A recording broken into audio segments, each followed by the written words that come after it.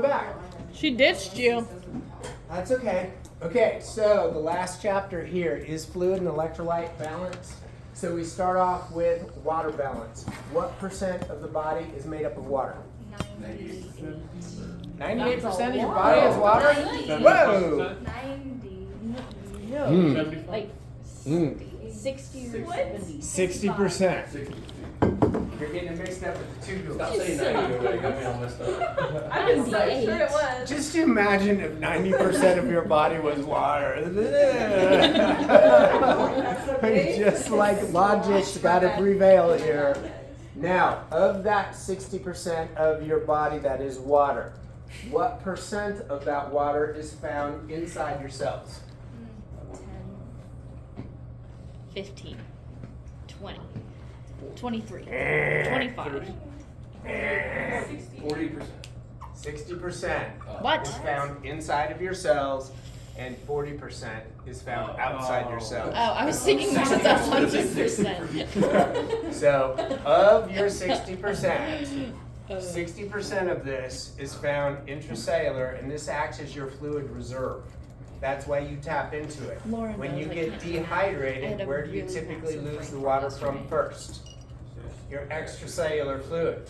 And then it draws the fluid from your intracellular fluid, which causes your cells to crenate. They become smaller. Okay, we had talked about body water compartments and being able to recognize them based upon what electrolytes are present.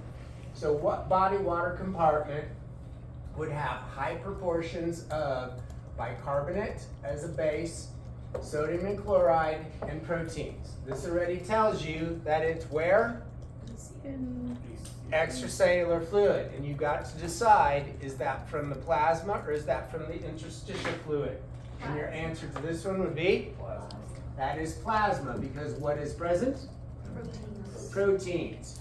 Now you have another one that shows you high levels of potassium, phosphate as a buffer, and proteins. Where are you at?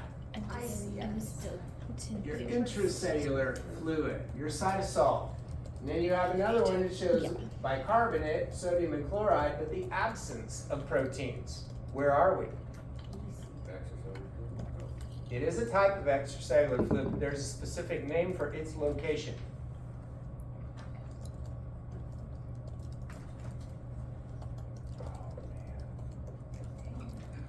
What does that stand for? Interstitial fluid. The tissues in between the cells. And why do you have no proteins there?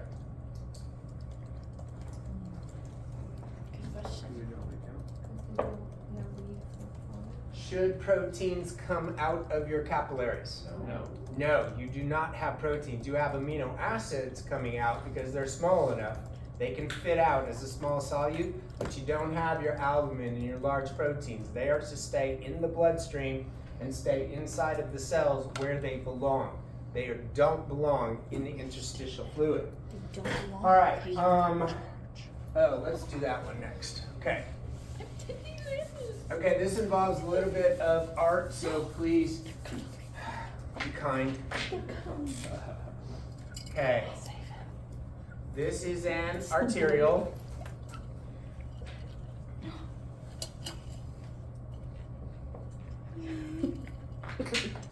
Here's your capillary bed. And here's your venule.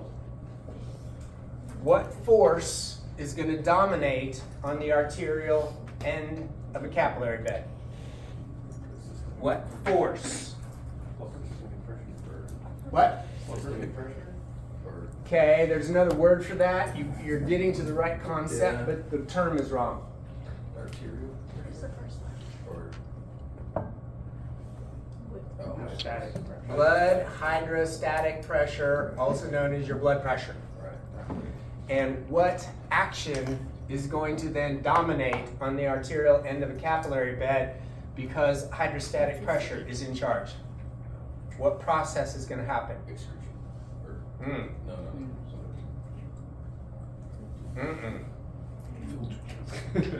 What? Filtration. Filtration. That's going to cause fluids and solutes to come out of the capillaries. So filtration is the event which dominates on the arterial end of a capillary bed because of high hydrostatic pressure. What happens to the hydrostatic pressure as I go through the capillary bed? It decreases because of friction. So what force is going to be the dominant force on the venual end?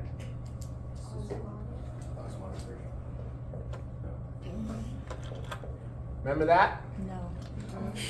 Blood colloid osmotic pressure, the desire of large particles to be surrounded by fluids, because you've still got red blood cells in here, you've got white blood cells, platelets, and large proteins that want to be surrounded by fluids. So what do they do with this filtrate or this interstitial fluid? It goes back into the blood vascular system.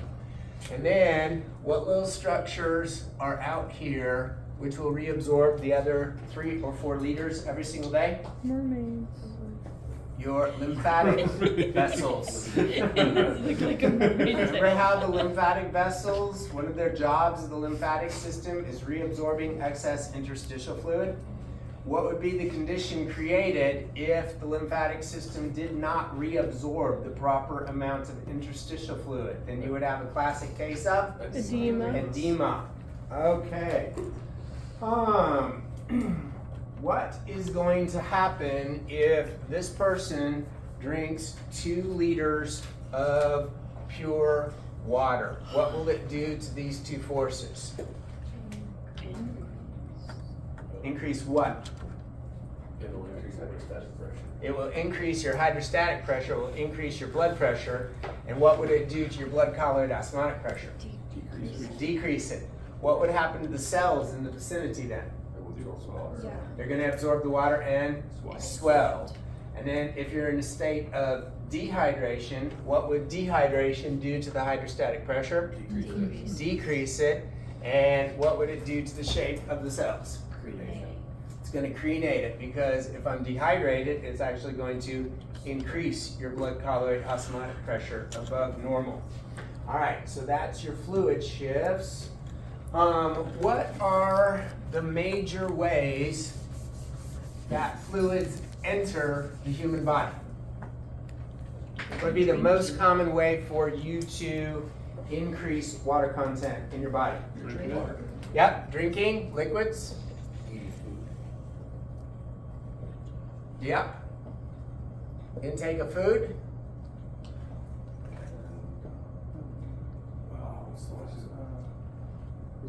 We covered this in the metabolism chapter. Oh, metabolic water. Metabolic water. Yes, Lauren. Wow.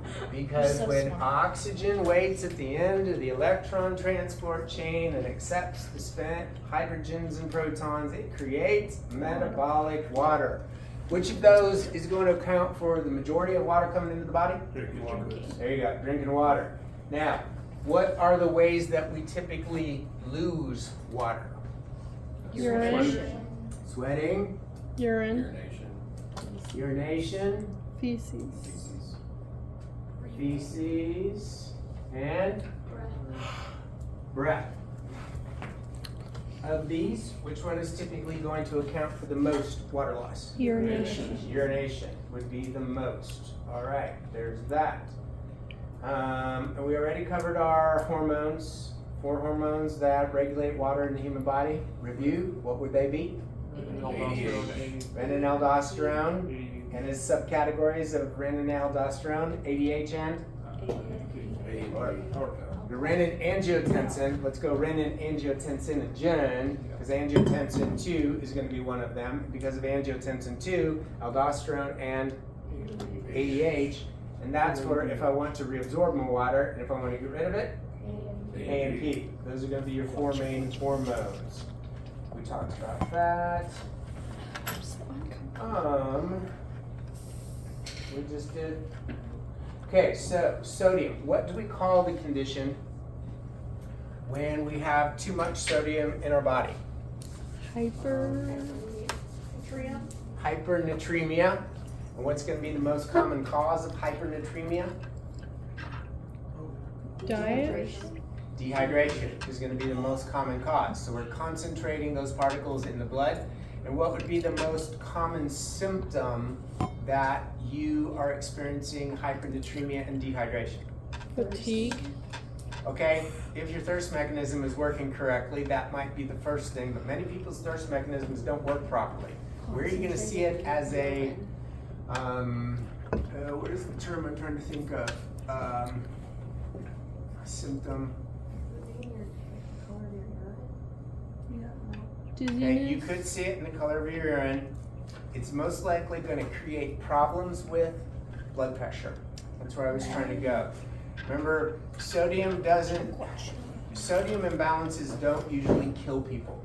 Because before it kills you, you're gonna have some low blood pressure, and that low blood pressure is gonna be a sign that you need to get something fixed. And too little sodium in the body is called hyponatremia, and its most common cause is Excess urine. overhydration. You drank too much pure water and you're flushing out all that sodium. What is the importance of maintaining potassium balance in the human body? What does potassium do for you? Go back to the nervous system and muscle contraction. Sodium is responsible for Oh, the depolarization of the cell, and potassium is responsible for repolarization of the cell. And we had two conditions. What do we call the condition where we have too much potassium in the body? Hyperkalemia. And I have to put these numbers up here every time I think about this. So here's 0. Here is plus 55, or minus 55. Get your numbers right. Minus 55, minus 70, and minus 90. So if I have hyperkalemia, too much potassium in the body, what is it going to do to my resting membrane potential? Yes. It's going to increase it.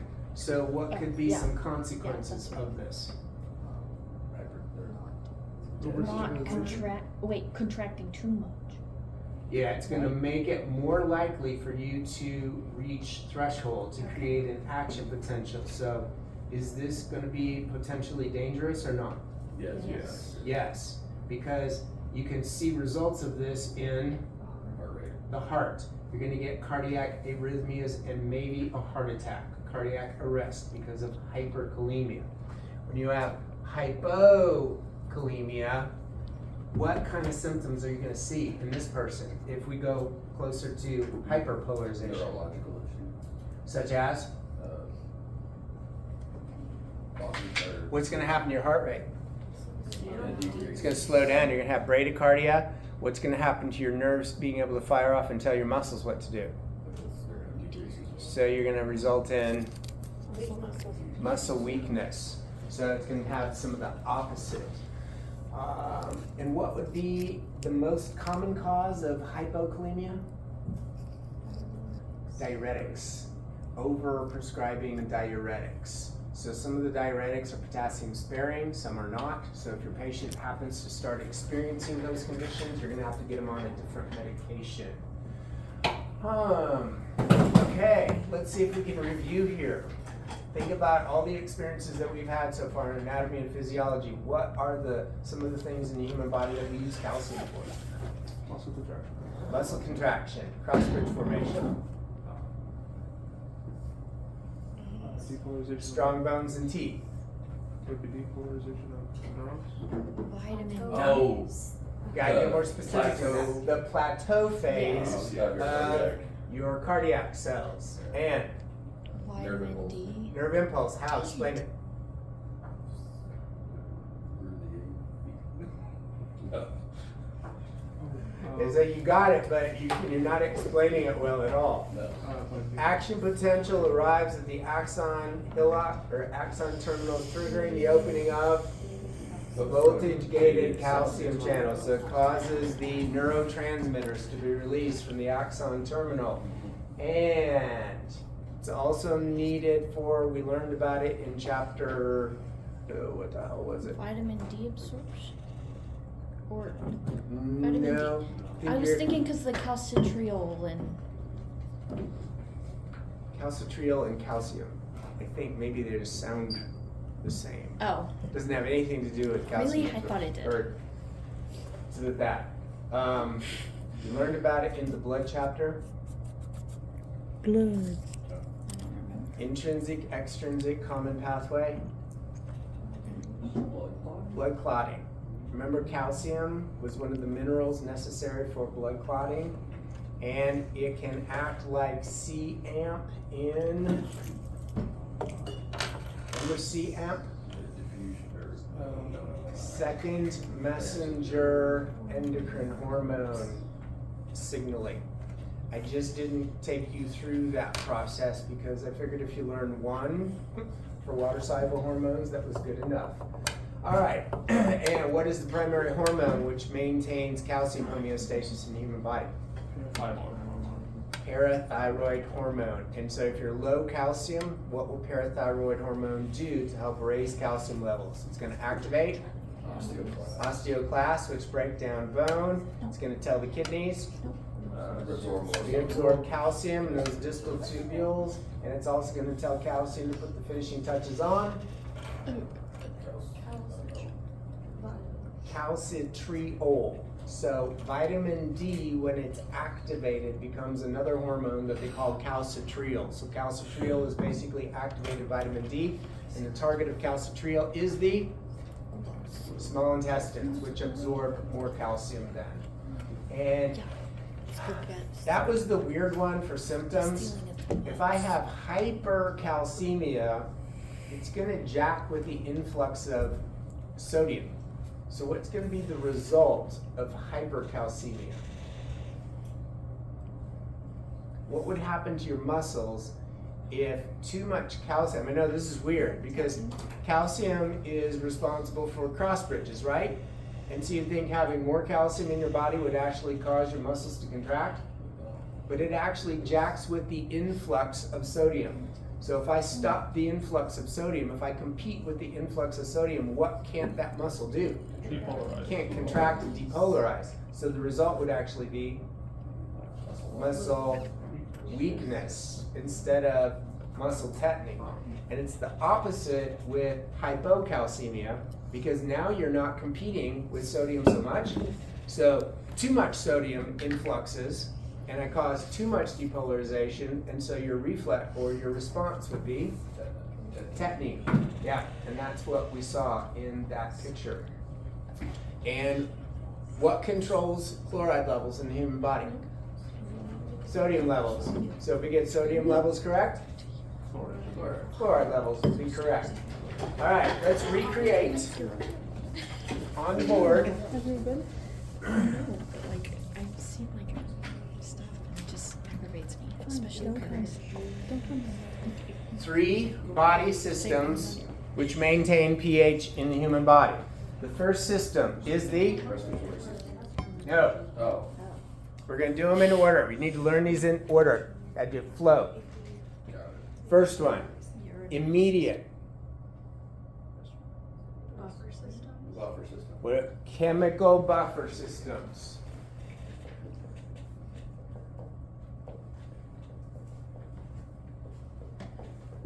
And the 3 chemical buffer systems are bicarbonate, proteins,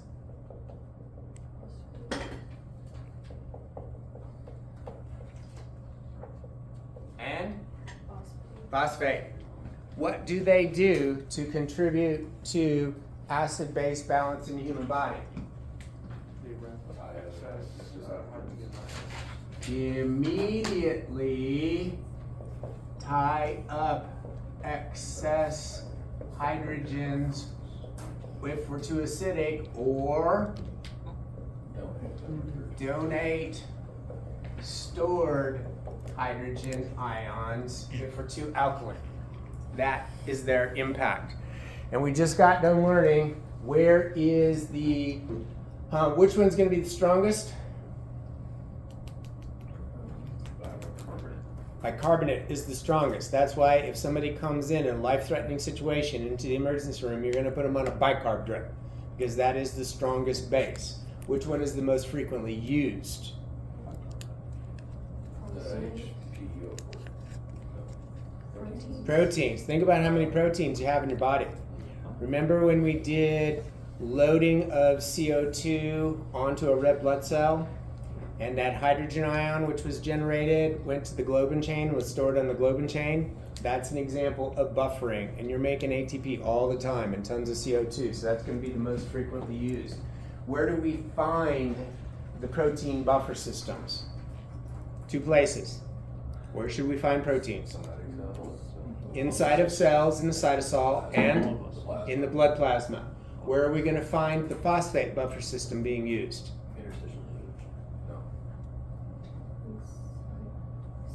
Inside cells and urinary system, so that my pee does not get so acidic it burns my ureter on the way out, which leaves bicarbonate being found in the most important buffer in the Small intestine. extracellular fluid. Think body water compartments. That's what they're primarily focusing on there. Okay, now what's our second system? Respiratory. And the respiratory system contributes by CO2. controls levels of CO2, and its impacts are not immediate, but impacts in a matter of minutes. And so this is where we would throw our formula in.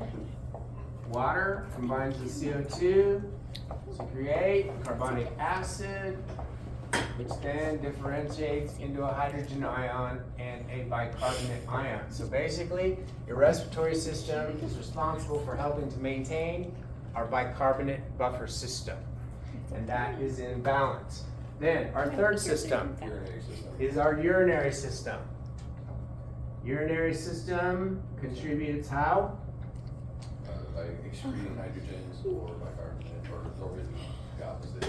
Excretes hydrogen ions and fixed acids when we're too acidic, or bicarbonate when I'm too alkaline. Okay, do you remember what's an example of a fixed acid? Something that isn't on the respiratory. Anything that's not CO2. Yeah. So what's some examples of fixed acids that we've learned about? Ketones, Ketones, lactic acid, ammonium, those are going to be examples of fixed acids. So that's our quick review of them. Okay, what represents acidosis in the human body? Any pH less than 7.35. 7.35. And alkalosis? Anything above 7.45. Anything above 7.45. Both of them are dangerous, but which one's more common? Acidosis. And what would acidosis do? Why is it dangerous? Denaturation of proteins. Denatures proteins, which would include a specific type of protein that catalyzes chemical reactions, enzymes. It's going to disrupt hydrogen bonds, well that's your denaturation, but it also disrupts Sodium, potassium. okay, it does that. Or You guys are all walking around it. proteins in your cytosol. It's actually the phospholipids. Because those phospholipids in the plasma membrane interact with each other, and losing control of your pH disrupts the plasma membrane stability. And what you were getting at is if it disrupts the sodium potassium pumps, then what kind of impacts are you going to have here? Altered mental status, mental sluggishness, possibly even leading to coma and death. And the last thing, what does it do to the blood vascular system? Causes the smooth muscle in my blood vessels to vasodilate all across my body, which would lead to life-threatening decrease in blood pressure. Yes, very, very, very bad. Okay, covered that, covered that, covered that. Okay, we covered this already, but respiratory effect on levels of CO2. If I hyperventilate, what does it do to CO2 levels? Decreases. And if I hypoventilate, it increases. So. Okay, what's an example of respiratory acidosis? Respiratory acidosis. Decrease in respiratory rate causes an increase in CO2. That's right. Anything having to do with increasing CO2 levels in the human body is respiratory acidosis. What is metabolic acidosis? Anything that's not CO2. And examples of those would have been, what was he just talking about? Ketones and lactic acid, methanol, uric acid, those are going to be examples. Another example, okay, which end is it going to be coming out to create metabolic acidosis? Diarrhea. Diarrhea. And diarrhea can cause metabolic acidosis because we are losing Bicarbonate. bicarbonate, which would normally be reabsorbed along the way. All right, let's see here. Explain this one to me. This is your body's three responders, the three buffers, the three systems response to any type of acidosis. It doesn't matter what. What's first going to happen? Chemical buffer systems They're gonna reuptake. immediately tie up excess hydrogen ions. The respiratory system You're gonna hyperventilate. increases the rate and depth of breathing to blow off more CO2, and the kidneys They're gonna excrete hydrogen and keep bicarbonate. bicarbonate. So they're going to get rid of the acid and then keep the base. All right, what is the number one, what's going to cause respiratory alkalosis? Hyperventilation, which would cause a condition of hypocapnia. What's your number one cause of hyperventilating? Why do people typically panic attacks and anxiety?